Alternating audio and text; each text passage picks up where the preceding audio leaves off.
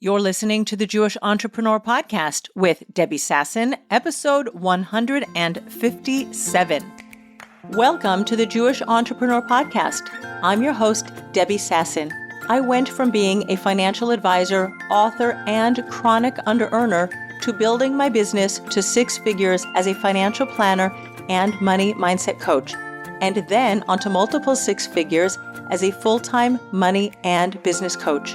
I help entrepreneurs create money-making businesses and build wealth using sales and money mindset strategies and in alignment with authentic Jewish values. Now, let's dive in to today's show. Hello, my friends, and welcome back to the podcast. I can't believe it's December, and I have a special episode for you because when I sat down to record the introduction for my podcast, I realized that it has been 3 years since I started the podcast. I know I didn't just really sit down and realize that. It sort of came up upon me, and I know we are in the middle of a 3-part series on the small business trifecta, but it occurred to me that so much of what we do in business is jumping in, taking that first step, putting one foot in front of the other. There's a second step, a third step, a fourth step. And my first podcast episode, which was only 3 years ago, and it seems like a few months ago. And on the other hand, it seems like I have been doing podcasting since I was a kid. We start with the power of belief, which is exactly what we spoke about last week on the podcast. And I thought it was really timely to bring you my first episode again. There's a wonderful story. I don't want to give you all of it away in this little intro, but someone who believed in a new business idea. She was starting from, not a great situation, and then she came up with a business idea, and she jumped in and she went with it, and she really created a magnificent business. And since I know that here we are at the end of 2024, and for many of us, especially those of us who are living in Israel, that's me and maybe you also, 2024 is not the year that we envisioned. And even outside of Israel, whether you're in the Jewish community or not the Jewish community, we've had increasing inflation, we've had interest rates going up, so money that might have been easier to come by, investors in business, buyers in businesses. For many people, they're seeing a difference in 2024 that they were not expecting. So remembering that we're here for the long term, that we're not just building a business for 3 months or even 3 years, like my podcast, but you are building a business that will have evolutions and iterations. And if you are really committed to your business, you're here for the long term, 5, 10, 15, 20 years, and magical things can happen. And on that same track, I want to share with you that last night, I'm recording this intro, by the way, on December 2nd. It's a Monday morning. Last night, December 1st, which is really the 3-year anniversary of my podcast, which launched 3 years ago on December 1st, I participated for the umpteenth year in a fundraiser for my community, for needy brides in our community in Israel. It is run by my best friend, Sadina Penhasik. It is called Likrat Kala, and it is a proud project of Leman Achai. I will put all of that in the show notes, including a link to the website so you can go and check them out, because my friend started her organization 20 years ago. So when I talk about long-term, I really mean long-term. You are not like fly by night. You're not here to make a quick buck or a quick dollar. And just like my friend Sadina, she had this idea to help needy brides in Israel. And I reminisced because I'm in charge of the raffles and the auction prizes. And for the next couple of weeks, I will be giving them out from my home. And we were in a classroom in our local community center. And for many, many years already, with the exception of 2020 and COVID, we have been in the hall of our synagogue, which happens to be conveniently placed across the street from me. So it makes walking back and forth very easy. But we started with an idea, or my friend Sadina started with an idea, and over the last 20 years, she and her organization and she and her family put so much work into it. What I do is really a drop in the bucket. I don't want to take any credit for it because there has to be the idea generator, and then the rest of us just come in and we do the work. But she has successfully helped over 6,500 new brides in Israel from all over the country by giving them household items to set up their new homes. And it has been such a beautiful organization. I'm so proud to be a part of it. And that's really what you can do when you're committed to your business for the long term. Like, you have no idea, by continuing to do the work and refining what you're doing. And by the way, there is so much that we've learned every time we do this event. I have an entire sheet of workflows and automations that I want to put in place for next year to make it so much more efficient. And that's part of what we learn along the way. You just have to take the step forward from where you are, and you keep learning and you keep growing and you keep going. And with that, I want to introduce you to an amazing businesswoman who did exactly that. She had an idea, she took one step after another, and she grew something miraculous. So here we go into the podcast, and thank you for tuning in. And I will see you next week with part 3 of the Small Business Trifecta. Let's go. Hello, my friends, and welcome to the podcast. I'm your host, Debbie Sasson, and I'm so happy that you're joining me here today. This podcast has been a long time in the making. In fact, this is the 3rd time I'm recording this podcast, and I'm super excited to get it off the ground. It's Wednesday evening in my home office. My home office was once the bedroom shared by my 3 oldest children, all girls, and in addition to my girls, I'm also the mom of 5 boys and many grandchildren. My goal for this episode is to tell you what the Mastering Money in Midlife podcast is and isn't, and a little bit about how I got here, and also an inspirational story of a midlife woman who had a major business failure in her 40s, created a new company in her 50s, and 10 years later, her company is valued at over $2 billion. I hope it will be an inspiration for you and a taste of what's to come. But before we get into that, I want to share with you something about money that you can use right now. And that is asking yourself, what could happen if I could? And it's on my mind today because yesterday when I was working out with my trainer, I was doing step-ups on a CrossFit box. And if you don't know what a CrossFit box is, I didn't know what one was either until a year ago. It's a rectangular wooden box. Each of the 3 dimensions is different, which means that you can lay it on the floor 3 different ways, and the box will have 3 different heights. There's the lowest height, the medium height, and the highest height. And for the last year or so, I've been doing my step-ups on the medium height. But yesterday morning, I looked at my trainer and I said, "You do this on the highest height, don't you?" And she said, "Yeah." And I was a little cheeky and a little curious. And I said to her, "Can I try?" She said, "Sure." So after my first set, I got down. She tipped over the box to the highest height. And I kind of looked at it with my eyes bulging out and looked a little bit scary. But I'm like, you know what? What could happen if I could? Let's try. So I stepped up once. I stepped up a second time. I stepped up a third time. And before I knew it, I did 10 on the right leg, 10 on the left leg, 3 times. And you know what? The highest height is my new normal.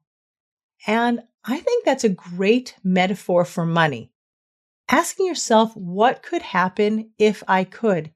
Because you can also have a new normal, right? Like, what if I could raise my prices?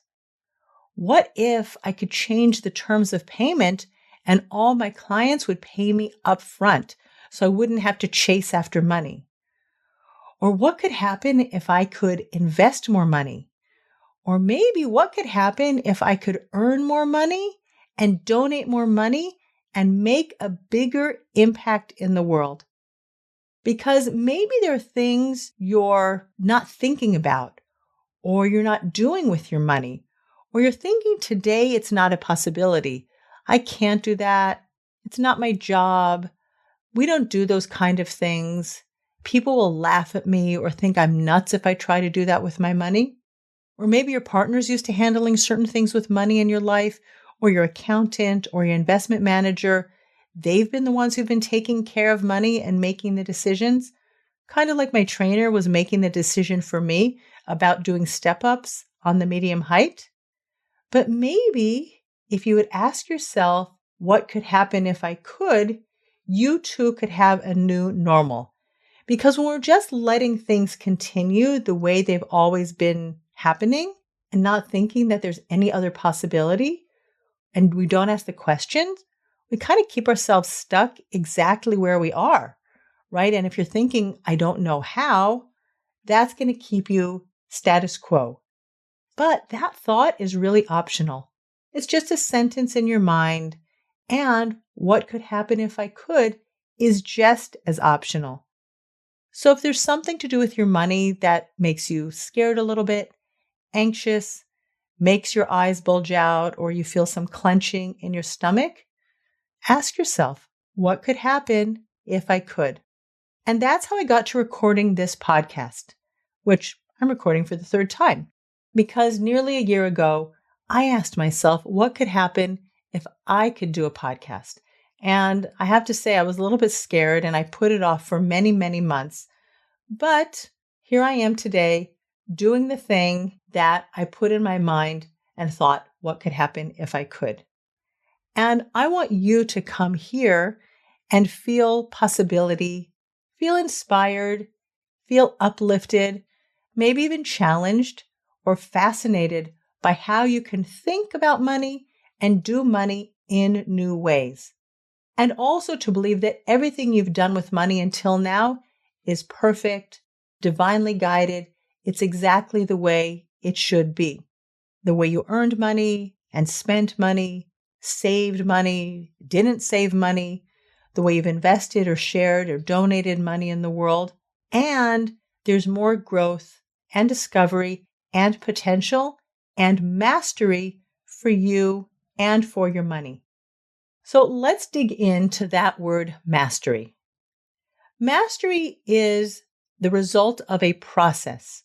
We all start out as beginners, right? None of us come into this world knowing anything about money, but we learn about it over time and we achieve a little bit of knowledge, understanding, competence with money. And I like to really compare it with learning to play an instrument. I learned to play the violin in fourth grade. It was a very short-lived career. My daughter learned to play the violin when she was in ninth grade and kept it up for many years. But playing the violin is very squeaky and hurts your ears in the beginning. There are a lot of mistakes, lots of dissonance. But if you keep with it, then after a while, it can become more pleasant and enjoyable. And if you decide to make a career out of music, then you can actually achieve mastery playing the violin. So those of us who are not musicians, that's not what we're choosing to do with our lives, but we're actually have businesses, making money and earning money. Money is something that we're involved with all the time.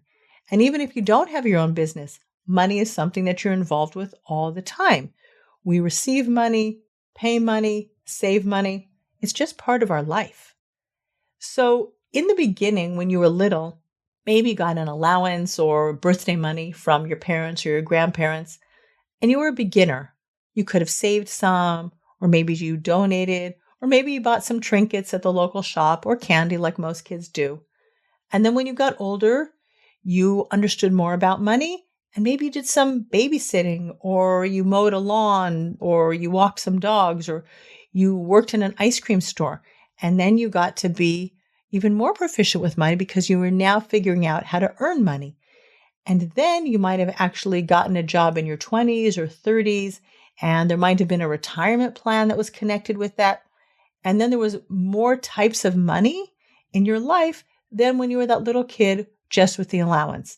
And over time, we learn about money in new and different ways, and we become more competent. And over time, we can even achieve mastery with our money. And I'm not here to tell you which part of your money or your financial picture needs mastery, because it's your money and you get to decide and do with it what you will. But there are helpful tools and skills and mindset shifts that I've learned working on Wall Street and then later as a financial planner. And I made my big investing mistake that I'm going to tell you about soon. And I worked with a financial coach, and later I became certified as a money coach. And now, after coaching so many clients and growing my own business to multiple six figures, I have a lot to share with you. And that's what I want this podcast to be about. I don't want it to be about financial advice because each one of us has our own individual situation with money and when we need money and our ability to take risk when we're investing our money. So if that's what you need, please find a financial planner or an investment advisor whom you trust and take those specific situations to your financial people. But still, I want this podcast to be practical so it will add real value to your money and your life. So, how did I get here? You might be wondering, right? I kind of discovered the world of money when I was 20. Because growing up in Los Angeles, the land of sun and fun, and the occasional movie star, I didn't really know too much about money and Wall Street. But my boyfriend in college told me that I should be an investment banker. And I didn't really know what an investment banker was. But I'm a good listener, so when all of the investment banks came recruiting on our college campus, I applied and landed myself a job on the trading floor at Goldman Sachs on Wall Street.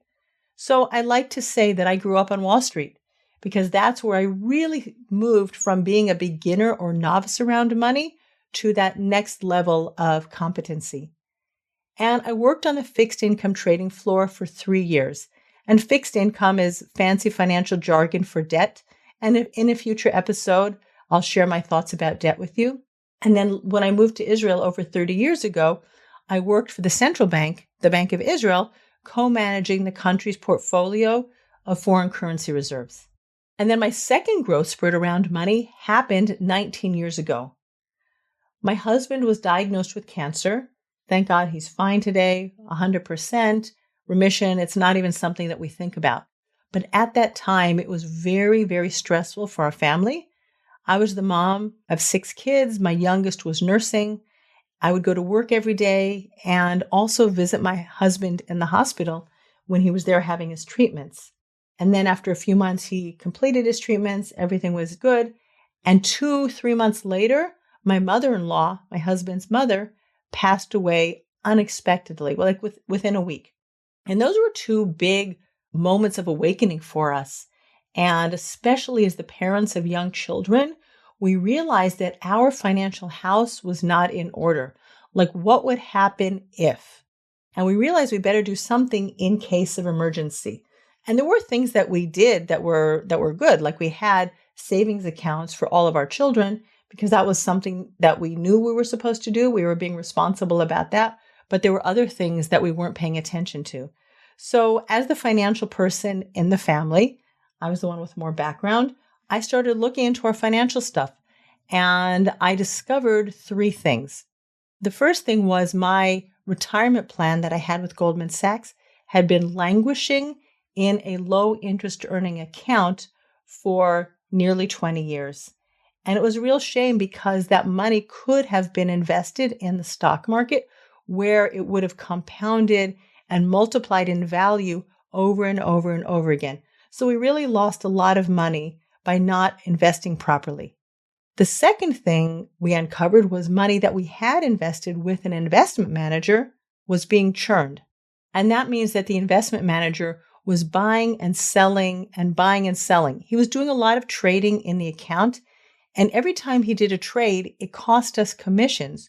So our money was basically being sucked away to pay the investment manager. And it also wasn't growing as well as it could have or should have if we had been smarter about our money. So I started learning a lot more about investing. I bought some books and I read some blogs, and blogging 20 years ago wasn't what blogging is today. So I did the best I could. And as I learned more about investing, I also made a big money mistake. I took a hot tip from someone and it's something I never should have done because I didn't know enough about what I was doing. I didn't know enough about the ramifications of this investment. But anyway, I invested with someone, and within a few short months, I lost $50,000. And that was really painful. And I had a lot of shame about that. And it took me some time to get over that. But what it did do was ignite my interest in learning even more about investing and how personal investing is very different from the investing that I had been used to from the companies and the governments where I had been working. And then I also worked with a money coach because I wanted to understand my money story. I went into my family of origin story around money. I understood I uncovered the hidden drivers of what was really motivating my behavior. And there was a lot of scarcity and greed around money. So I unraveled that and cleared that. And I really changed the way we did money for our family and ultimately took back the management of our investing from the people who were investing it. And so in the last 11 years, 12 years, I've been managing all of the money for our family. And this was such a helpful and eye-opening experience for me that after the birth of our 8th child, when I was pretty burnt out from my job already, I decided to pivot into personal financial planning because I knew that if I'd made some big mistakes with my money, and that was even with my financial background, and I didn't have the blocks to the financial jargon and lingo that a lot of people do, and I didn't have a problem taking risk because I took a lot of risk and lost a lot of money. But if I could make that mistake as someone who had a financial background, then certainly people who didn't have the kind of financial backgrounds could be making mistakes. And I knew that I could be helpful that way. And as a financial planner, I started meeting with different kinds of people and hearing more stories and seeing new money blocks. And it didn't matter if someone had $100,000 or $500,000 in savings and investments, or they received millions of dollars in an inheritance, or they had tens and twenties of thousands of dollars in debt. Everybody has money blocks. So I decided that it would be really helpful for me in my career to get a certification as a money coach. And then fast forward to today, and a lot of hard work later, and I've built a successful coaching practice, helping people make more money in their businesses and keep more money and share more money and build wealth for themselves and their family for the long term. And my business now feels like the natural evolution of the life of an entrepreneur because I started as a little girl with a successful lemonade stand. And after many years and many iterations, I'm now a successful entrepreneur with a business helping people create and share more wealth. And it's meaningful, important work. So that story I promised to tell you at the beginning of this episode is about a woman by the name Julie Wainwright. She's the CEO of The RealReal. It's the largest online consignment store for luxury resale. And I first heard about The RealReal from my sister several years ago, and I've done some window shopping on The RealReal's website. But recently, I saw an article in Forbes online about Julie Wainwright. Here's her story. In 1999, Julie Wainwright became the CEO of Pets.com. But by late 2000, Pets.com went bankrupt. And that was a huge public failure for Julie Wainwright. And in the same week, her husband filed for divorce. So she had these two major life crises happening at the same time. And it set her back, understandably, for some time. But about 6 months later, Julie decided to go out and look for a job. She was living in the Silicon Valley, and she approached a recruiter in the Valley, and he said to her that her failure was so huge that he wasn't going to introduce her to any company. And I can imagine that that was a big blow for Julie Wainwright. But instead of letting that stop her, Julie Wainwright asked herself, what could happen if I could? And she decided that she was going to create her own dream job. And she was going to start her own dream company. Because even though people around her didn't believe in her, she believed in herself. And she decided to combine her passion for business and beauty and fashion Together with her awareness of landfill and how much fashion is ending up in landfill, and she opened up The RealReal, an online consignment store for luxury goods. And in the article on Forbes, Julie Wainwright shares with us 5 tips. The first one is to think about your business as a long-term investment, right? You're here to play the long game. So number 2 was to take risks and never stop taking risks. And after 20 years after her big failure, Julie Wainwright took her company, The RealReal, public on the NASDAQ stock exchange. And she's one of only 25 women who have ever taken their companies public. And today her company is valued at over $2 billion.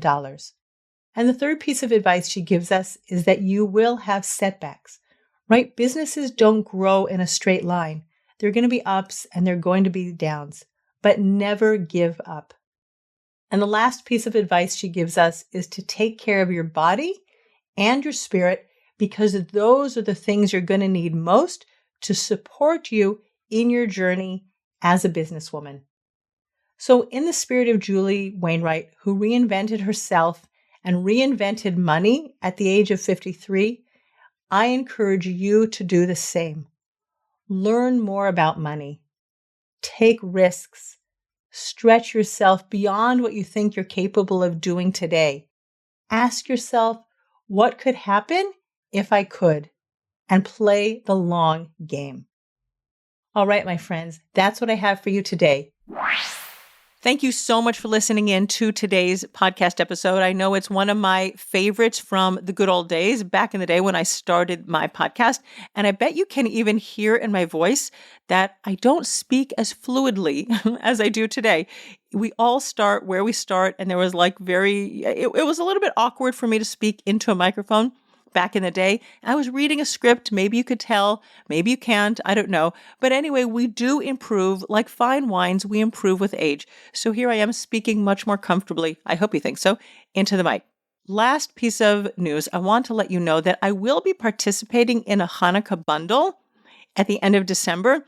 I was recently invited in. There are going to be a bunch of Jewish women who are giving away products, digital products in this digital bundle. So if you are not yet on my newsletter, I want you to go and subscribe so you can also have access to the amazing digital downloads and products and gifts that will be available to you. And it's both for your home, for your wellness, for your business, all sorts of amazing products that you can get your hands on when I advertise it. But you have to be on my newsletter in order to find out all that information. So go to my website, debbiesasson.com/newsletter, and get on my email list. Besides the fact that I share with you amazing value-based emails on a weekly basis, and of course, any sales and bundles and other fascinating things that are going on in Debbie Sasson Coaching Land. Thank you for tuning in. I will see you next week on the Jewish Entrepreneur Podcast. Bye-bye for now. Thanks for listening to the Jewish Entrepreneur Podcast. If you want to stop underselling and under-earning and close more sales, you need to clear the limiting money beliefs that are sabotaging your business growth. Head on over to debbiesasson.com/mindset and download my free Money Mindset Workbook. Uncover and dissolve money blocks like hundreds of other entrepreneurs who are now building 6, multi-6, and 7-figure businesses and creating true financial freedom.